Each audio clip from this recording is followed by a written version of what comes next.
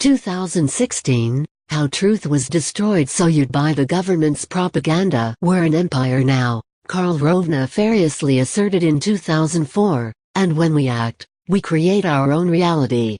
And while you're studying that reality, judiciously, as you will, we'll act again, creating other new realities, which you can study too, and that's how things will sort out.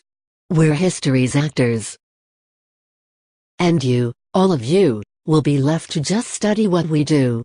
Rove might have said that 12 years ago, but the words hauntingly describe our situation in 2016. Oxford Dictionaries, incidentally, named post-truth the International Word of the Year, with facts seemingly relative, truth debatable, and a falsely premised war on fake news. Orwell must be rolling in his grave. In fact, given these telling circumstances, perhaps Oxford Dictionaries didn't go far enough. This year epitomizes a new era of post-coherence. Rove and his ilk, the dynasties Bush and Clinton, reigning powers for nearly 30 years, must chuckle behind closed doors as Americans quarrel savagely over the authenticity of falsehoods and facts, alike. With ostensibly everything now up in the air, the U.S. power apparatus has inarguably created a new reality, one in which doubt has been so instilled as to obstruct and thwart the dissemination of accurate, factual information. This purposeful manipulation of perception, in other words, does exactly what Rove and the aptly termed history's actors intend. It keeps the rest of us confused, and bitterly arguing over what's actually going on. Online communication facilitated this madness exponentially. It's doubtful such disorientation would have occurred decades ago, when social media didn't have critical influence. Of course, this tumult and turbulence isn't manufactured without reason. It allows a surreptitious and sometimes flagrant distribution of propaganda favorable to the American political establishment to circulate largely unhindered.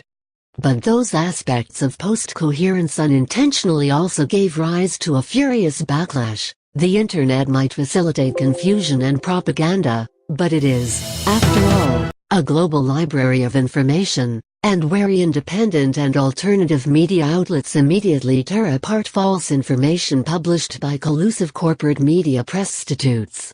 With all of this in mind, the following are just a smattering of many outrageous examples of how the fake news narrative brought us post-truth, intentionally shaping the events of 2016, and promises to continue the inanity far into the future. Perhaps the most laughable fake news came to us courtesy of CNN's Chris Cuomo, who warned the planet amid ongoing publication by WikiLeaks of documents deleterious to the credibility of the Democratic establishment to remember, it's illegal to possess these stolen documents. It's different for the media. So everything you learn about this, you're learning from us. Cuomo's conspicuous ploy to limit the spread of the actual documents, and win CNN additional reader and viewership, constituted a reckless foray into censorship of information. Of course, CNN didn't proclaim the leaked emails verboten for nothing. The outlet bears the snarky moniker, Clinton News Network, as its parent company, Time Warner, donated over $400,000 to Hillary Clinton's campaign, and was exposed by alternative media countless times for cutting off reporters who dared criticize its darling candidate or report on revealed corruption. Further, CNN's pernicious claim came as the documents revealed the outlet and others colluding with the Clinton campaign to report news portraying Democrats in a favorable manner. Of course, those who took Cuomo's warning to heart and relied solely on the Clinton News Network would never know that pertinent detail. Other mainstream media outlets who coordinated with the Clinton camp struggled to accurately report the contents of the WikiLeaks documents, when they bothered covering the revelations. Corporate propaganda's spin machine seemed to be on overdrive for the duration of the election cycle, and has reached the level of absurdity following Donald Trump's win. Because, according to corporate media, who ignored the depth of corruption exposed by WikiLeaks, the election of Trump was so anomalous, there had to be an explanation beyond the fact the American people didn't find Hillary qualified for the job. Enter the Russians. Taking cues from the era of McCarthyism and leading the new Red Scare with a bullhorn is the once illustrious Washington Post, who first posited, without any evidence sans statements from unnamed CIA officials, that the intelligence community had reached a consensus: Russian hackers had interfered in the election to install Trump. Famously in lockstep, the New York Times quickly parroted the same assertion as if it were still truth. Neither outlet, however, bothered consulting officials from the 16 other agencies comprising the U.S. intelligence community. In actuality, no such consensus had been reached, not even inside the CIA. Shortly after the Post's shameful scare piece was published, the FBI came forward to denounce the Russian hacking theory as fuzzy and ambiguous, showing the lack of cohesion amongst intelligence officials, as well as the rush to shirk blame for the lost election. WikiLeaks, itself, the one organization with insider information, has vociferously and repeatedly denied their source hacked anything, is not Russian, and that the documents were leaked by an insider. Nonetheless, news of the report went viral and furthered current administration's agenda to both paint Russia as a villain and Trump as having somehow stolen the election.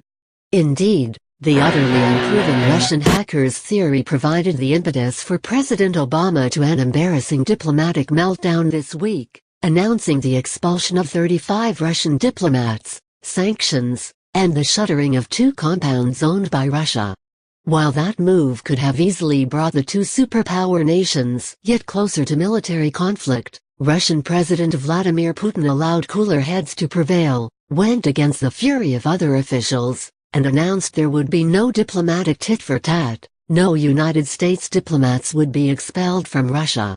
Incidentally, the mainstream press jumped the gun again, publishing the statements of Russian officials claiming the country would be mirroring moves by the U.S., before Putin announced Russia would not be stooping to such diplomatic pettiness. Image: http://pixel.watch/QUT7. While these points show the unseemly power of misinformation and make the corporate media a soft target for ridicule, it's imperative to understand these false and misleading news items amount to government propaganda. The more the public buys the preferred narrative, the easier it will be to shove unsavory actions, including war, down our throats. Labeling some 200 independent and alternative outlets as Russian propagandists and fake news was another feat the Post underhandedly managed in 2016, and, thanks to its efforts, Obama officially wrote into law, in essence, a ministry of propaganda to putatively combat foreign state disinformation. Of course, considering the Post's owner, Amazon CEO Jeff Bezos, has received $600 million in CIA funds, albeit ostensibly for a standalone project, this hardly comes as a shock.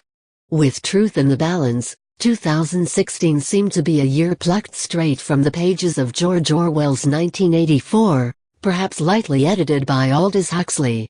We don't need censorship from Facebook's neoliberal fake news slayers or the U.S. Ministry of Truth, but in this new era of post-coherence, the masses fell for the trick, and now believe themselves incapable of discerning fact from fiction despite the still accessible, voluminous information available on the Internet.